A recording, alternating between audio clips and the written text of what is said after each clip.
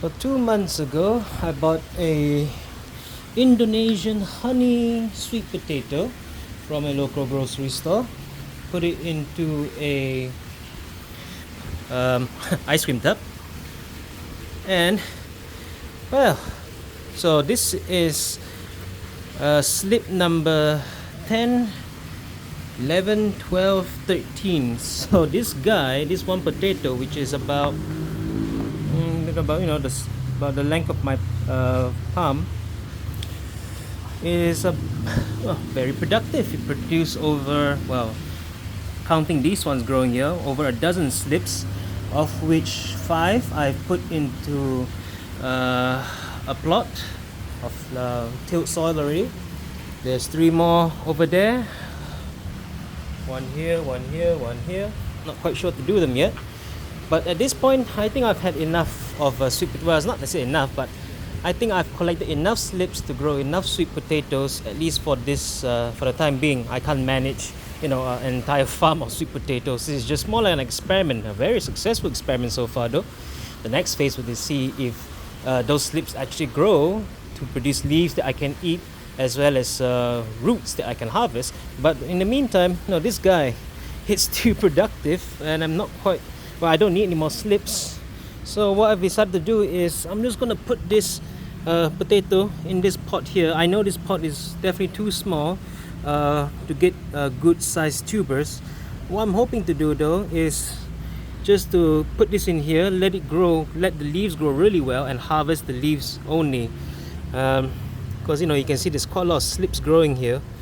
So maybe I'll try and put some scaffolds and try to tie the vines, the slips, onto each support, maybe 3 or 4 supports, and then as they creep upwards and they start to sprout to produce leaves, I can then harvest those leaves as and when I want to, and then make a stir fry out of them. A few moments later. So this is it upside down. I've sort of slapped it out of the ice cream pot into my palm. Look at all those roots at the bottom. Amazing. Wow, it's holding together relatively nicely. Let me see if I can put it the right way up. Ooh. Ooh. So there we have it. It's right way up. It's actually holding quite nicely. It's quite soggy because I watered it this earlier, like an hour ago. So, well, here it is. Just gonna, try to ease it into this hole here. Down first. Widen the hole a little bit. Probably gonna plant it. Actually, I'll probably just do this thing. So what I'm gonna do is, see, I'm gonna hold like that. I'm just gonna plant it this way down, and then try to encourage the slips to grow this way. This has been a fun experiment. I'll probably need to dig a slightly bigger hole in order to get this top part further deeper down. A few minutes later.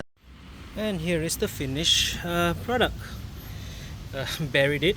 A bit still exposed, unfortunately, but never mind. Buried it. Added a bit more soil to fill it up.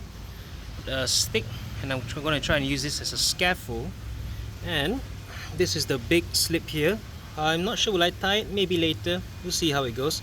Just going to try and encourage this slip to grow along this stick. And as these small ones start to grow longer, I may put more sticks and then let them grow on their own. So yeah, let's see how this goes. 12 seconds later. As for the sweet potato, they're doing pretty well. Look at this. Yes, they seem to be colonizing this plot quite nicely and shooting upwards, not really going around the scaffold. I've been sort of encouraging them to grow on the scaffold, but sweet potato does what a sweet potato does, I suppose.